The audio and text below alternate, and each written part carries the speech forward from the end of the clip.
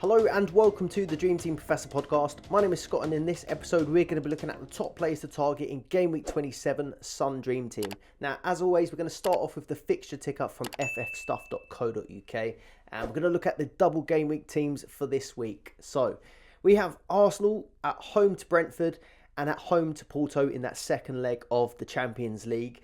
Now this looks like a really good double Game Week for Arsenal. But they blank in Game Week 27, which makes things a bit more complicated. It would have been nice to load up on Arsenal ahead of this game. But because there's quite a few blanks in Game Week 28, it does make it a little bit more difficult to navigate. We will want to probably transfer out most of the blank Game Week players for next week. So it makes it a little bit more difficult whether or not we hold or sell those players. We've got Liverpool, who have a home double game week against Manchester City at home and then Sparta Prague away. Obviously, that City game is going to be a really tough one. The Sparta Prague one, though, they just got a comfortable win this evening. So there could be quite a lot of rotation in that second game. So maybe not as appealing as if they would have had a competitive game, maybe kept it level or 1 or 2 goals in it. But it was really convincing. So Liverpool, home double, and then that Europa League match. Aston Villa, another home double. They have Spurs and Ajax. So that Spurs game does look tough on paper, but actually I can see that being quite an end-to-end game with quite a lot of goals. So your likes of Ollie Watkins, for example, could be quite good for that one. Probably not so much for defence. And then Ajax at home, they got a 0-0 draw against Ajax today. And they hadn't been keeping clean sheets, but they kept one in this one. So maybe they'll be confident going into that home leg. I do think that Aston Villa one looks fairly good to target if you haven't got Ollie Watkins or you're looking to add a second Aston Villa player. Brighton, not looking good at all at the minute. So heavy defeat today against Roma. It's looking like it's all but done in the first leg. So we'll see how that goes. They've got Forest at home, Roma at home next week. But I would probably be a bit more cautious now about the Brighton assets. They also then go on to blank in Game Week 28 the same way Arsenal do. So that makes them a bit less appealing as well. But if you've got a Pascal Gross, we'll talk about what we would do with him for next week. West Ham are currently playing at the moment. I watched those first fixtures, but I'm recording this while West Ham is still on. It's still currently 0-0 as it stands against Freiburg. But we'll come on to them in a minute. Maximum fixtures the whole way through. So like Liverpool, like Aston Villa, they double this week. They have a game in Game Week 28 and then they double in Game Week 29. So Liverpool, Villa and West Ham all look pretty decent when it comes to fixtures. No blanks. Bournemouth, home double game week of Sheffield United and Luton. 2 of the worst defences in the Premier League. But then they have a blank in Game Week 28. So I've seen a lot of people going heavy or all out to get Solanke in, to get even Bournemouth defenders in other fantasy formats. We're going to talk about whether or not that's really viable in Dream Team. And then Luton do have a double game week. Crystal Palace away, Bournemouth away. These Luton players aren't so appealing in Dream Team. I'm not going to do a segment on them. So Game Week 27, the deadline is Saturday, 9th of March, 11:30 a.m. And if you've been following for the last couple of weeks, we've been doing deadline streams. Myself and the guys at Dream Team Tonic will be doing another one this Saturday. So stay tuned. Make sure you follow myself, subscribe to my channel, and likewise with the Dream Team Tonic podcast, because we'll be bringing you another deadline stream, 11:30 a.m. Deadline will probably be kicking things off at 10:30, so keep an eye out for that one. Best teams with single game weeks, there's actually not that many this week. If I was going for a single game week team, you need to make sure it's one that doesn't blank in Game Week 28, obviously. And then you might also want to keep an eye on Game Week 29, because Game Week 29 is a Premier League double game week. So if you do go for a single game week team this week, maybe you want a fixture in 28 and a decent double game week in 29 potentially. So we'll go through them. Man City, away at Liverpool. We're not going to take all of our City players out, but you can't say that this Liverpool away fixture is very appealing. So we'll talk about Man City in this episode, what we do with our defenders. I've seen people talking about selling Haaland, which I'm not keen on, but maybe De Bruyne could be on the chopping block. We'll discuss them in a bit, but they've got that single game week. Manchester United, home to Everton. Still don't think they've been convincing enough to really consider, so I won't cover them in this episode. Newcastle, away at Chelsea. Obviously, Chelsea face Newcastle. And then Spurs have Aston Villa. I actually do like the look of Spurs' upcoming fixtures. So Aston Villa, Fulham away, Luton home, and West Ham away. So Luton and West Ham is in that double game week. So I'm not going to feature them in this episode, but getting nearer to that game week 29, I think they could become interesting. So yeah, hold fire on Spurs for the moment.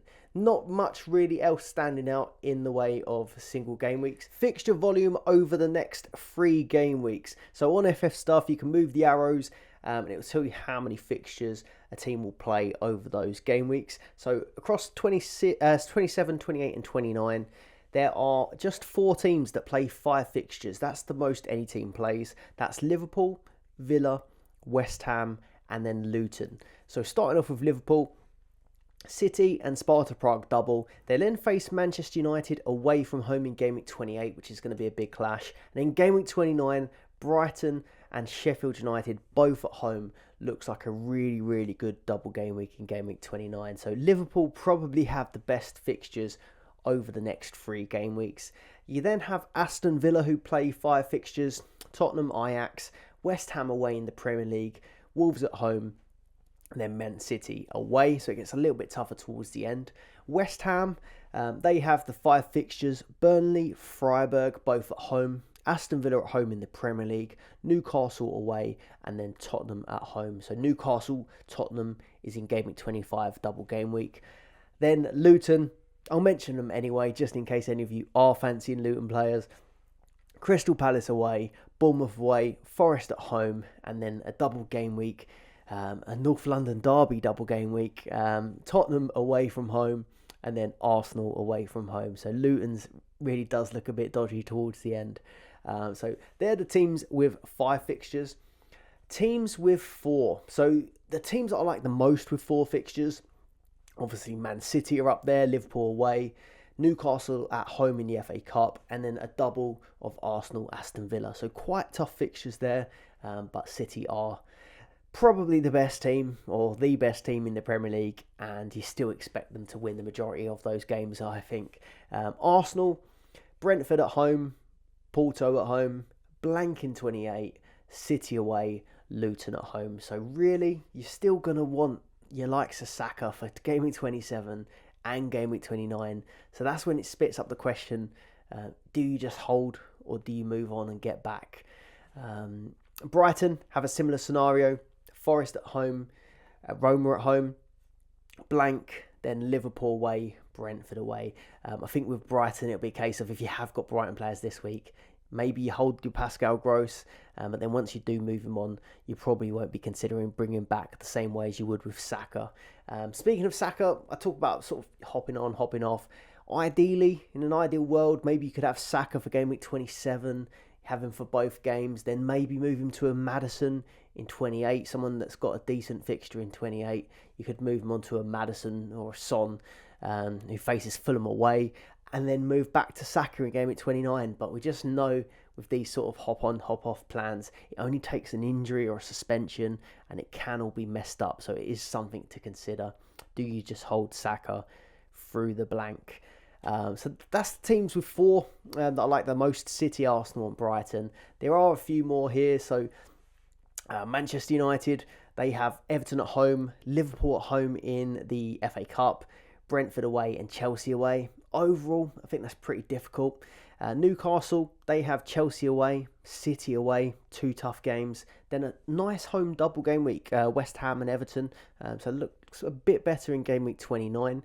Chelsea have Newcastle at home, Leicester at home in the FA Cup, Burnley at home and Man United at home in the double game week. So 4 home fixtures for Chelsea. Their run doesn't actually look terrible.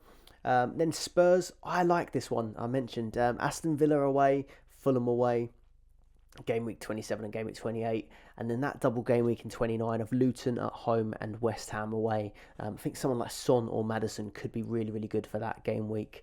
And then Bournemouth, I mentioned they've got 4. Sheffield United at home, Luton at home, 2 worst defences in the league. Blank in 28, and then 2 home fixtures in 29. Everton at home, Crystal Palace at home. They do look good on paper. It's just the blank you've got to navigate again. Fulham, Brentford, Burnley, Wolves, Forest. You can pause them, have a look at their fixtures, but I don't really think they're pickable. And then Everton, Palace, Sheffield United all play free, so they're completely off the radar. We're going to start things off with Liverpool. 7 straight wins since losing to Arsenal. They were on a really, really good run of form. Kept 3 clean sheets in a row before today's game against Sparta Prague. So defensively, they've been pretty solid as well. And between game week 27 and game week 29, they've got the maximum fixtures. Mohamed Salah is going to be the person we're going to have to think about the most, I think, this game week. Let me know what your thoughts on Salah are this week. He travelled for Sparta Prague and then came on for just the 16 minutes. He actually went on to score, but that goal was disallowed by VAR. Interestingly, he was 53% owned last week. And then this week, obviously through injury or not featuring, he dropped down to just 2.5% in the top 1K. So 53% down to 2.5. And I imagine he's going to have a steep jump all the way back up. Obviously, looking back, he came back with a goal and an assist against Brentford, but then got re-injured and missed 4 games. I think people will probably be a little bit wary, hoping that he doesn't get injured again. But it is tempting to bring him in. So obviously featured just for a small amount of time today. You expect that he probably starts against Man City because that is such a big game. But then now that Sparta Prague game is all but won, it looks like he's probably only going to feature in 1 game in game week 27. So that's going to come into our thinking when we decide whether or not to bring Salah in. Game week 28, FA Cup, Manchester United away from home. You'd expect him to start that one. So you may be looking at sort of 2 games in 2 weeks across 27 and 28. But then game week 29, Brighton at home, Sheffield United at home. I think that is the point where everyone is going to have Mohamed Salah back in their team. Brighton home, Sheffield United home. Both teams are shipping a load of goals at the minute. So if you really did want to wait, that 29 is probably the longest you can wait or go without Mohamed Salah. I must admit, I'm going to come onto my team update in a minute, but I'm tempted to do it even with just this City fixture next week.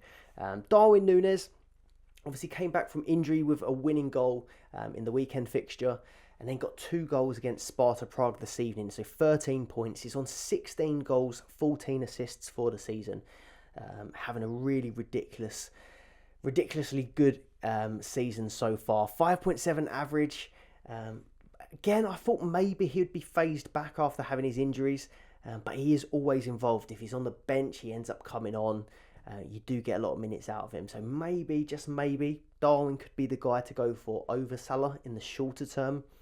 But I still think I'm favouring Salah for the moment. But if you did bring in Darwin this week, very well done, because he's had a great game week. Luis Diaz has been really good recently. So great minutes with everyone being injured. Jota, Salah, Darwin. He's been pretty much nailed on that left-hand side. He did have 1 rest after the 120 minutes in the cup final. But overall has been really good. He got another goal today against Sparta Prague, 10 points, 11 goals and 6 assists for the season. And with Núñez and Salah coming back just from injury, I still think he's fully fit, whereas the other 2 are just coming back. So I still think he was going to get plenty of minutes. If I had him in my team, I'd hold him. I'm not so sure that I'd be bringing him in. I think there might be better options with the likes of Bowen potentially. But he has been good, and if I had him, I'd definitely hold him. Defensively, it's a little bit tricky with Liverpool at the moment. So really good defence, 2nd for goals against and 3rd for expected goals against in the Premier League. So top 3 defence. Virgil van Dijk had 8 starts in a row, but then he has been benched today, which was kind of expected against Sparta Prague, and hasn't been rested that much recently, apart from playing the first half against Southampton and then coming off at half time. He's on 4 goals, 2 assists for the season, so he's got a good attacking threat. 5.4 average points, 22 bonus. I just think he's steady and reliable. He's in my team. I still would be considering bringing him in if, maybe if you're on a Man City defender, a move to a Liverpool defender would get you extra games potentially. But then again, with a lot of these key players at Liverpool, you are going to be questioning now, do they play that Sparta Prague game? Do they actually have more fixtures, or does it just look like it on the fixture ticker? But then looking at game week 28, Man United, massive game. He'll play that, and he will play the game week 29 Brighton and Sheffield United home games, which I imagine a lot of people will play part of the bus that game week, and I wouldn't be surprised if Virgil van Dijk is in their teams for that. Conor Bradley, he did have 5 starts in a row before the Sparta game. He came off the bench in the Sparta game and scored an own goal, so very unlucky there. But he had been my second favourite Liverpool defender to choose from. I'm currently on Virgil and Robertson, but I've said in many episodes now, if I could have, I think I would have changed my mind and gone for Bradley over Robertson. He's got 1 goal, 6 assists. He's had 3 shots on target in his last 5. This is before the Sparta game. 14 tackles in that time. Only 1 match that he didn't have tackle points in that run of 5 starts. So he's getting points for quite a lot of different ways, not just clean sheets, which is something we want to look out for on Dream Team. Robertson, like I said, I still think he's a decent pick. I still like it, but I haven't been fully happy with his minutes since bringing him in. He's pretty much only starting 1 out of 2 games. He started Sparta Prague, but then I'll be interested to see if he plays Man City. I would have thought that he would be the first choice and play Man City, but it's going to be a little bit questionable whether or not he starts City after playing so many minutes against Sparta Prague. Maybe they go for Tsimikas. I'm not so sure. One thing to consider, Konate did look like he picked up an injury this evening, so maybe that will make the Liverpool defence a little bit less appealing. But overall, I still think they're pretty good picks. Kelleher, it's not a priority really to move your goalkeeper at the moment, but if you are on Ederson, you could move Ederson to Kelleher to get sort of 5 fixtures in this run of games versus Ederson, who'll probably only play 3. Ederson's got 1 less game in game week 27. He probably won't, he usually doesn't play the FA Cup games. Ortega does, so he'll miss that one. And then he'll have the double. So it ends up that Kelleher will play 5 versus Ederson's 3. If you've got no other moves that you need to make this week, I don't mind that jump. Kelleher's making plenty of saves and getting points even when he concedes. On to Arsenal. So they've won 7 of their last 8 games. Porto was the only loss in that run, and they played the second leg against Porto this week. So it's Brentford at home, Porto at home. Game week 27, game week 28 is that blank. And then in game week 29, they have the big clash against Manchester City away and Luton at home. One thing to mention that I didn't mention when we were looking at the fixtures is that gap between game week 28 and game week 29 is the international break. So if you're looking sort of at this gap, Arsenal do have a big break before Manchester City, but a lot of their players will be going off on international duty, etc. So it's not as relevant. Game week 28, that is the big point of interest or thing that's causing us a problem at the minute with Arsenal players. So I'm on Saka at the moment, and I've got Gross, and they both blank that week. So any extra players for Arsenal that I bring in are going to cause me a problem. I'll either have to carry blankers through this run or transfer them out. It makes it tough. But Saka, if you didn't have him at this point, I still would buy. He's been flagged on the Dream Team app, but as far as I'm aware, it doesn't seem like it's anything too terrible. So he was subbed at half-time in that Sheffield United match. Obviously, Arsenal had it won by half-time anyway. But apparently, he went off because he'd been sick or felt sick at half-time. Today he was asked and he said he's feeling positive, feeling confident that he'd be available for the weekend. So I don't think there's anything to worry about with Saka. And if I didn't have him, I still would buy him even with this blank. I just think he's been on such good form recently. He got 2 assists in that game where he came off. And he's only had 2 matches in the last 10 without a goal or assist. And that was Liverpool and Porto. So 2 tough games. And I think he's just in too good form to ignore. So he scored 8 and assisted 2 in that run. And he's on 16 goals, 14 assists for the season. So Saka, I still think he's a buy, even if you don't have him, even with this blank.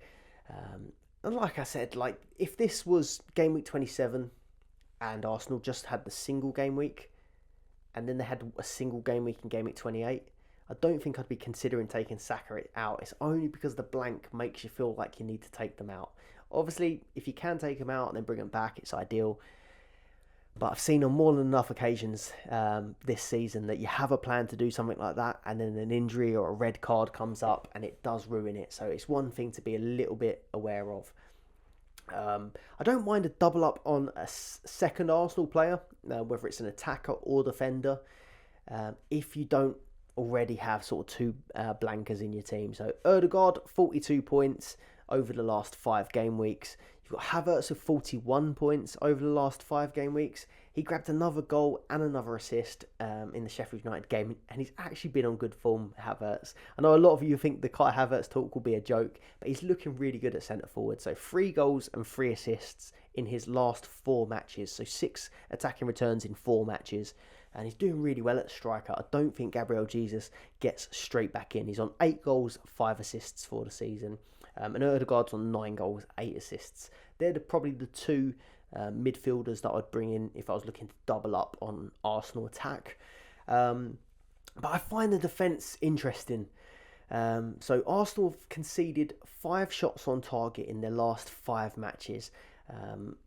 They've kept their 15th clean sheet from 38 games in all competitions, and they have the most clean sheets in the Premier League with 11. So the best defensive team at the moment in the Premier League, and these fixtures at home, Brentford, Porto, there wasn't many shots on target in that Porto away game, and I think it's going to be fairly similar. A lot of part of the bus from Porto at home. Obviously a tough tie, and then Brentford have caused us problems in sort of past seasons. I just think Arsenal defensively, if you ignored the blank, are the standout best defence to target for game week 27. So I'm possibly considering bringing in an Arsenal defender. It would put me on 3 blankers, Gross, Saka, and then the defender that I bring in. And then maybe I'm considering holding on to Saka and moving that defender back out for the blank. It's just my thoughts at the minute. If I didn't have this many blankers, I would definitely not hesitate to get Arsenal in. Ben White grabbed a goal and Kiwior grabbed an assist on Monday when we played. Ben White's actually moved ahead of Saliba for points. So we've got Gabriel, then Ben White, then Saliba now. Saliba's 43% owned in the top 1k. 43% owned and then 19% in the top 1k. Gabriel's 16% in the top 1k. Ben White is just 1% owned in the top 1k. So if you think Ben White might go on to get another attack in return, he's on 2 goals, 3 assists for the season, that 1% differential could pay off.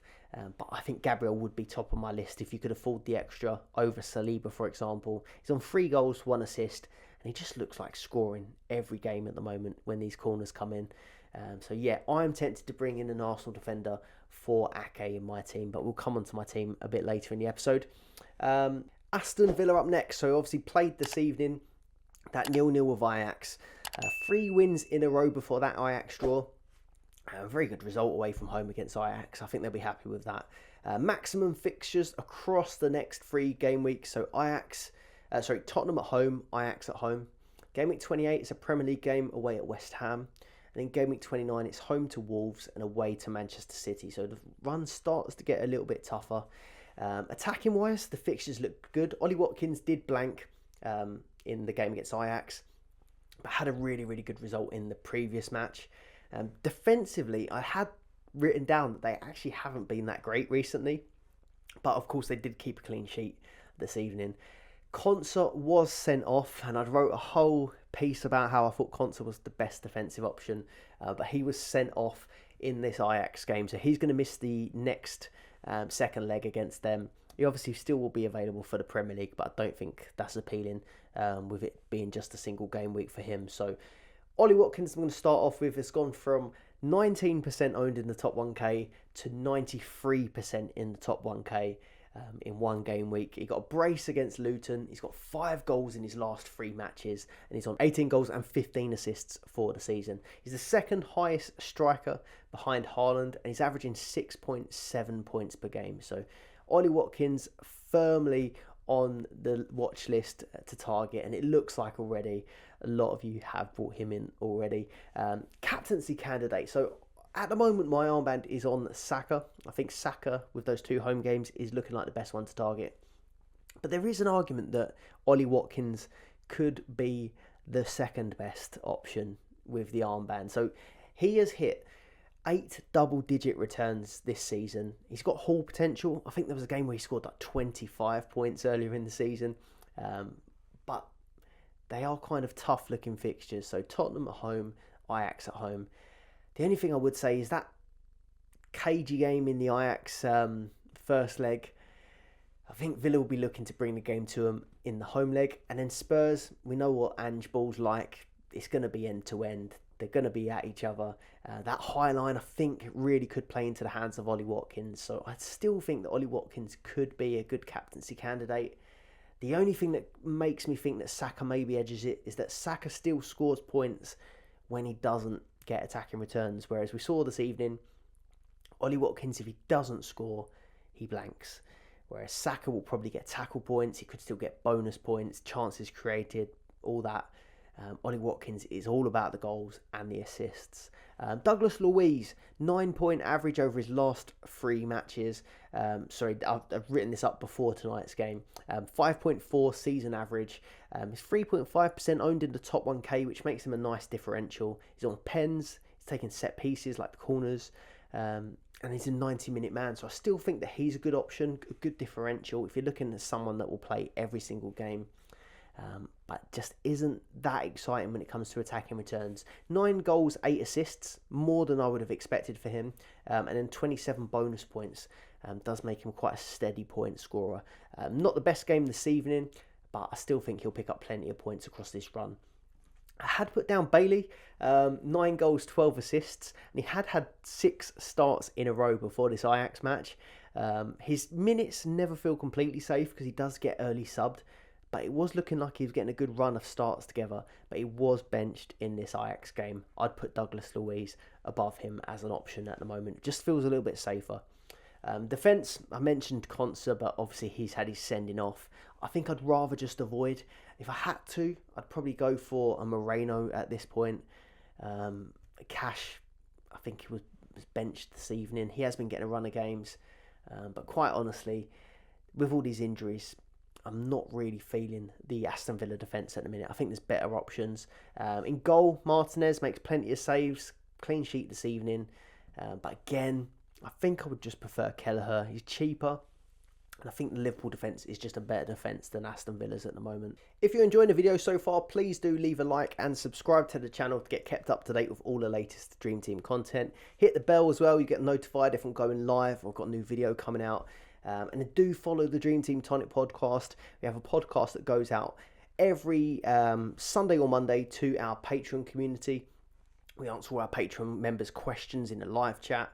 And then that goes out to everyone later in the week. We've got a Discord community, a load of highly engaged Dream Team managers chatting on a daily basis about Dream Team. And we've got exclusive articles, things like that. Loads of key features. There's a link in the description below. Do check that one out. Brighton up next.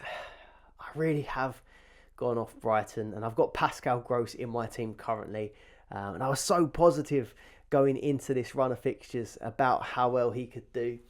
Wasn't the end of the world for him this week. Did play in that fixture today, but did get his first bench in. But first, a few stats about Brighton. So no wins in their last 4 now.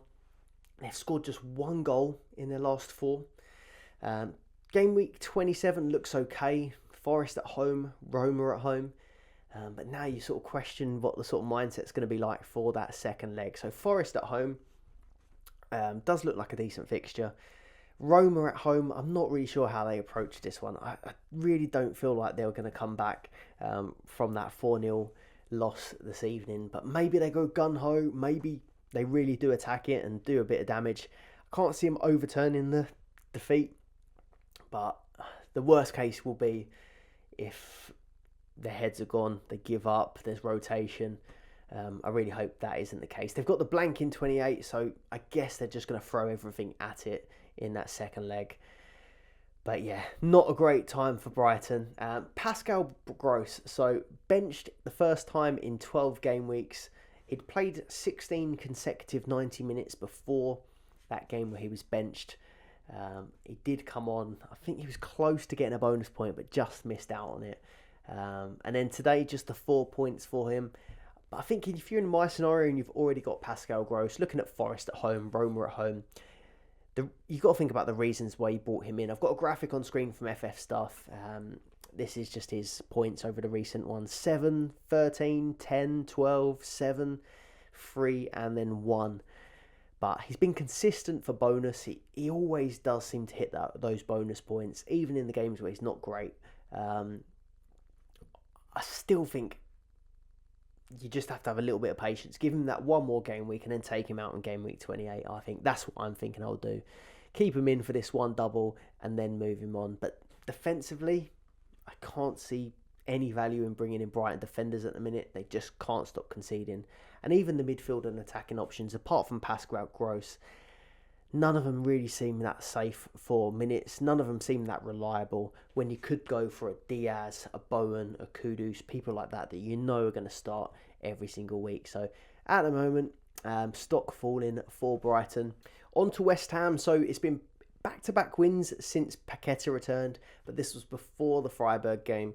I just checked the latest and they lost 1-0 to Freiburg. So it was back-to-back wins since Paqueta came back, but they couldn't keep it up against Freiburg. So they're 1-0 down in the first leg. The fixtures next week, game at 27, Burnley at home, looks a really, really good fixture. And then Freiburg at home, that's going to be a tough one, but I still think West Ham have got enough to get past them. Game week 28 looks a bit tougher, Aston Villa at home in the Premier League. And then game week 29, Newcastle away, Tottenham at home, again looks like a tough fixture. So tough fixture run, but they've got the maximum amount of fixtures across this period. And it feels like Bowen versus Kudus is the most popular discussion at the minute. Both had 33 points from the last 5 game weeks. This was pre-Europa League. 12 of Kudus' points came from his bonus points, and 20 of Bowen's came from the hat-trick against Brentford. So it's kind of weighing up at the minute whether it's Kudus' sort of consistent bonus points chipping away or Bowen's attacking returns. Kudus has attacking returns himself. He's got 9 goals, 6 assists, but 38 bonus points from 30 matches is very appealing. Bowen is playing striker again. There was an odd game where Antonio come back, but Bowen is back at striker. Got an assist in the previous game. He's on 17 goals, 6 assists for the season. Only 1 less goal than Ollie Watkins. So having a really, really good season again. I think he's going to be really, really popular this week. Kudus regularly on 3 bonus points. Kind of feels like his baseline bonus gets him sort of 3 bonus points a game. Obviously, you get your 2 appearance points on top of that. He's almost starting on 5 points a match. So Kudus is maybe looking the most consistent for points. But Bowen seems to be a little bit more explosive with these extra goals.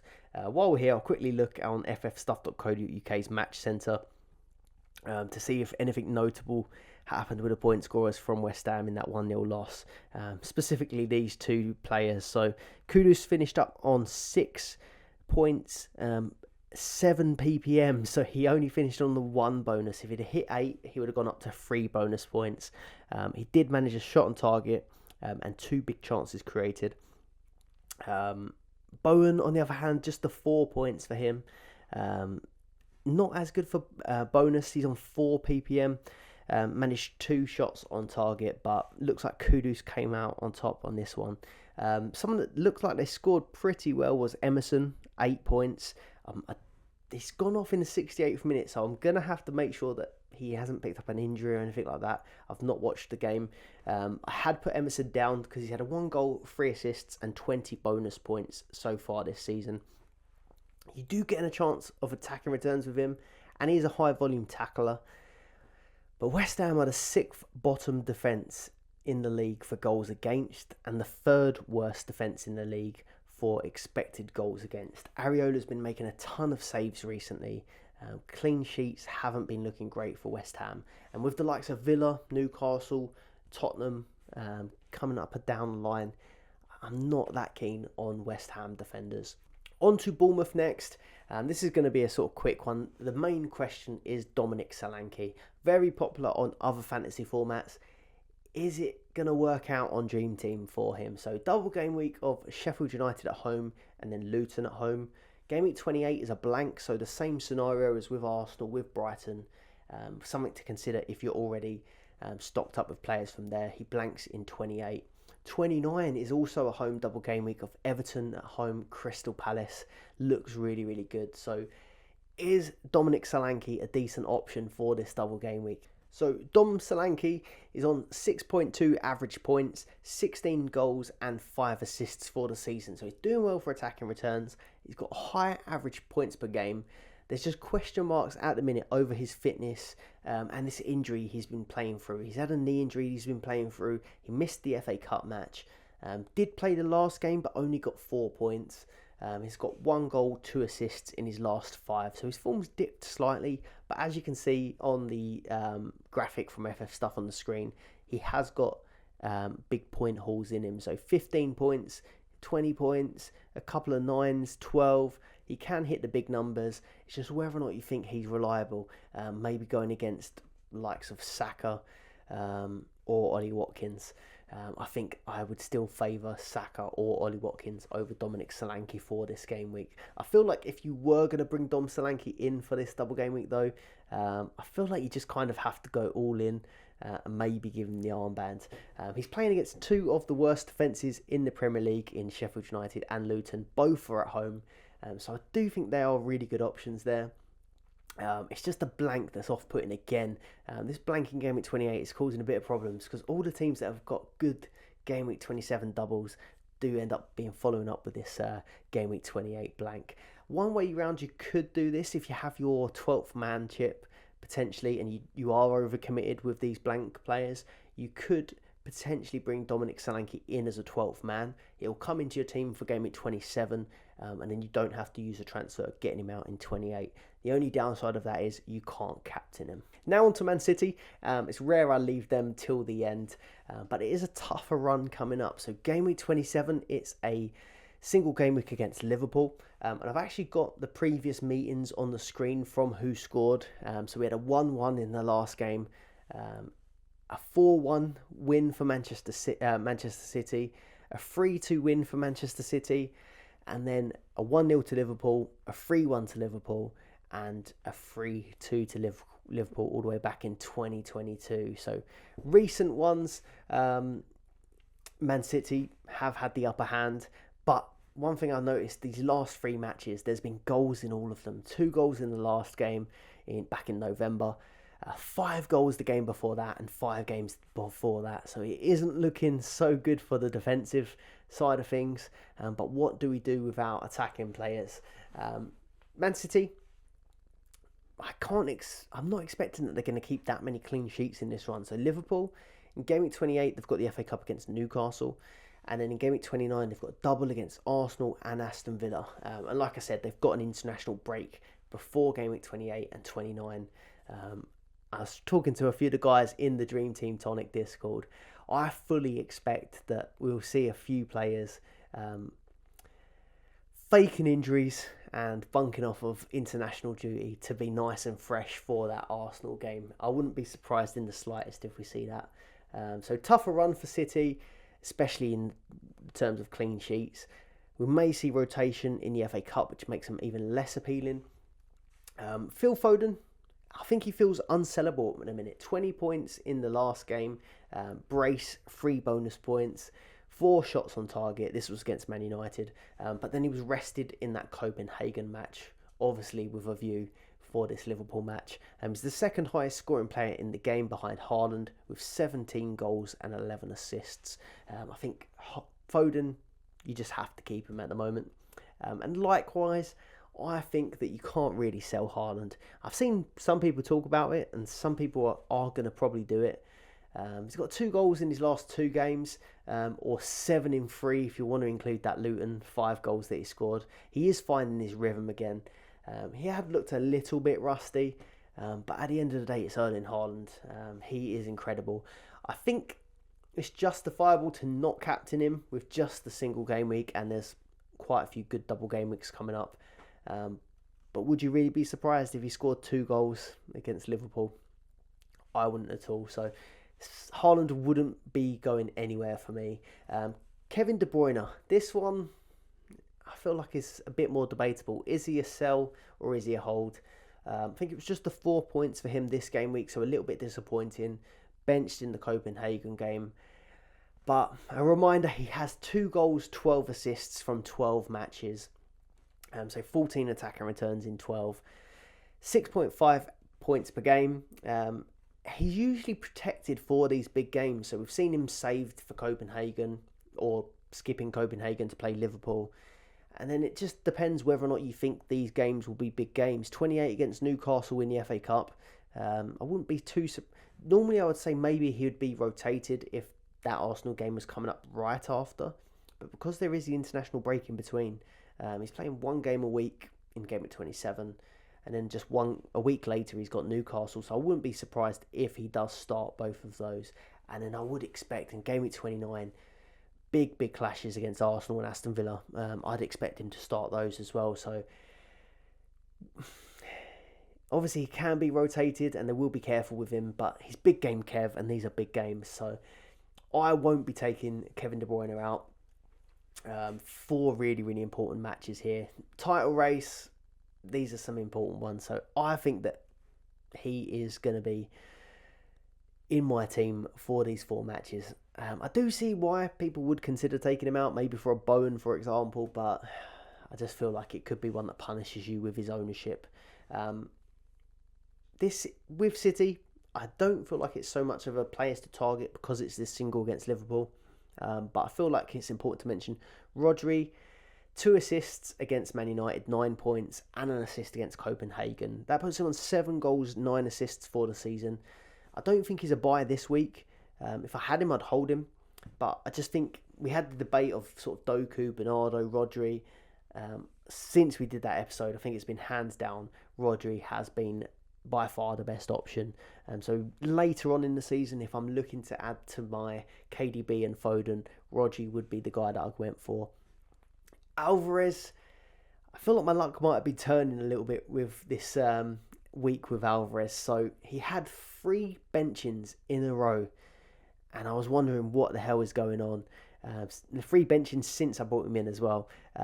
But this week he's got 14 points, a goal, an assist, and a bonus against Copenhagen, and he grabbed an assist off the bench in the last one. He was playing off the left-hand side in that Copenhagen game, so interesting to know if he would have started had Doku been available. Doku was missing, and then Grealish is a bit more longer term. Still a sell for me. Alvarez, I'm not going to be blinded by this haul. I just think there are better options, but I'm more than happy to sign off with these extra points. Defensively, this Liverpool fixture and the potential rotation in Game Week 28, I do think that Man City defenders are a sell, or you reduce the amount that you have. Like me, for example, I've got Ederson and Ake. I'm thinking about maybe getting rid of Ake. Ake, Walker and Stones were all rested for Copenhagen. Walker's had 2 bench in his last 4. Ake's been benched once in his last 4. Diaz is probably doing the best for matches. He's only had 1 bench in his last 9 games. And then John Stones had started 4 in a row. He's been looking really good, playing that role where he joins the midfield. But he was benched for Copenhagen as well. So a lot of the main men rested for Liverpool. But is Liverpool really going to be a great fixture? So I'm considering dropping Ake maybe to Gabriel. I just don't like the look of this Liverpool fixture. And then in Game Week 28, if Ake plays Liverpool, I'm not convinced that he's going to then go and play the FA Cup match against Newcastle. It could easily be Vardiol. And then I would have been better off just playing the 2 matches with Gabriel. So I think that's what I'm thinking with my Man City defender. I think Ederson is still a fine hold if you've got him. But you could potentially move him on to Kelleher, like I said, for some extra fixtures. On to my team update then. So 127 points for the game week. I was at 324th overall last week.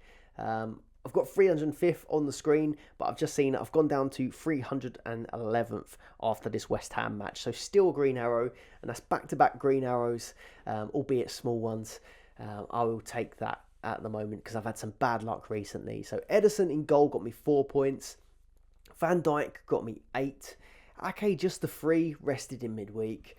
Robertson 12 points. I feel a bit fluky with the Robertson one because he went off in the 59th minute but still got given clean sheet points. Saka got 5. He's flagged, but if you couldn't tell, I don't feel too concerned about that. Foden with 20 points, but everyone's got him. Kevin De Bruyne, 4 points. I think that's a little bit disappointing in this game week. And then Pascal Gross with the 4. Disappointing, but a rare rest for him. Watkins, 18. Haaland got me 32 with the armband on. And then Alvarez, 17 points was a lovely surprise. Not expecting that at all. If you'd have given me an extra transfer last week, I would have definitely taken Alvarez out of my team. But this is the first time in a while that I've not had any major fires, any injuries to take out. So I'm pretty pleased with that. These are my initial thoughts. So I'm currently thinking, I've got two defences playing each other really. I've got Ederson and Ake both playing against Liverpool, and I've got Robertson and Van Dijk both playing against Man City. So not ideal at the back. Saka in midfield, happy to keep him. I think this double looks brilliant, and for now I've got the armband on him. Foden, Liverpool, De Bruyne, Liverpool, single game weeks, not ideal, but Foden's not going anywhere, and I think De Bruyne still is a hold. Pascal Gross, double game week. My confidence is a little bit dented in him, but I'm going to stick with him. I've got him in for this run, so I'm going to stick with him. Double game week this week, and then a blank next week where I'll need to consider taking him out, or I probably will take him out. Saka obviously does blank next week as well. I'm still open to the idea of potentially keeping hold of him, but I'll come on to that. Watkins up top. Tottenham at home, Ajax at home, he stays. Haaland stays, Liverpool single. And then Alvarez, I'm not going to be drawn into keeping him because he had that good game week. He was playing off the left, so maybe with Doku's injury and Grealish's injury, they're going to try him out there. But I think that I'm still going to stick to selling Alvarez. So my initial thoughts were Alvarez out and Ake out. Like I said, I'm not convinced with Ake playing Liverpool away. And then I'm not convinced that he's definitely going to start in the FA Cup. So I think that there's a possibility that Ake only gets one game in the next 2 game weeks, and that could just be a Liverpool single. I'm thinking about taking him out for Gabriel of Arsenal, which does put me on 3 players that blank in game week 28. But going through all the defensive options, I'm not really convinced by any of them. And I do fancy Arsenal chances to keep 1 or 2 clean sheets in that double game week. So if Gabriel does play twice this game week, and then Ake sort of ends up only playing the Liverpool game and then not starting the next one, I still think it will pay off. I obviously will have to move him on again. The other thought I'm having is Salah in for Alvarez. Now, it's not ideal. It would have been maybe a little bit nicer if Liverpool didn't win so convincingly, because then we could have thought maybe Salah plays Manchester City, then gets minutes in the Europa match. But it isn't looking likely. I think that Salah probably will just have a single game week against Manchester City. That is a bit of a con. But the thing with Salah is I'm going to want him eventually anyway. So it might not be ideal for this week, but do I just get him in anyway? I'm still liking the idea of just getting him in my team. And then putting Gabriel in for Ake. I could wait another week on Salah and maybe go Gabriel in for Ake and then just bring Bowen in. Do Bowen in for Alvarez, go 5 in midfield. That way I'll get 2 fixtures. I'm going to definitely get more minutes out of Bowen than you would Salah in that double game week. And I think Bowen would be a hold as well. Then in that scenario, I could just move Gross onto Salah the following week.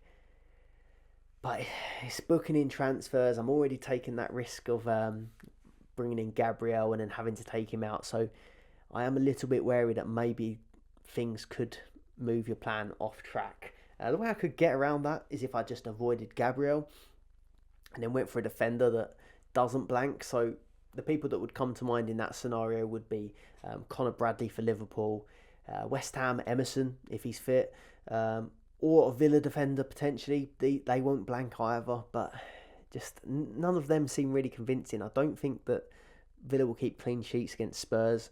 They might against Ajax, but I'm not that confident of it. And the same with West Ham. I don't really feel like West Ham's 2 fixtures.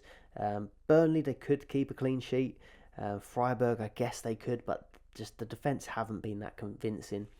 I am more keen to bring Gabriel in at centre-back or for Ake and play 2 fixtures with a plan to move him out. And then keep Pascal Gross and then move him out for the blank. So it would mean keeping Saka through the blank. But at the moment, that's the one I'm liking the most. Salah and Gabriel in for Alvarez and Ake. I'm not completely convinced on it, as you can probably tell. But that is where I am at the moment. We will have a bit more time to think about it. It's currently Thursday. I'll have Friday to dwell on it. And then Saturday, tune into our deadline live stream where we'll make our final decisions and we'll answer all of your questions, all of your Dream Team questions, try and get through them. It's been really fun the last couple of game weeks to do these live streams with the Dream Team Tonic. So do subscribe to my channel if you're not already. Subscribe to the Dream Team Tonic podcast and I'll link to our latest episode next. So thanks for watching. I'll see you on the next one. Goodbye.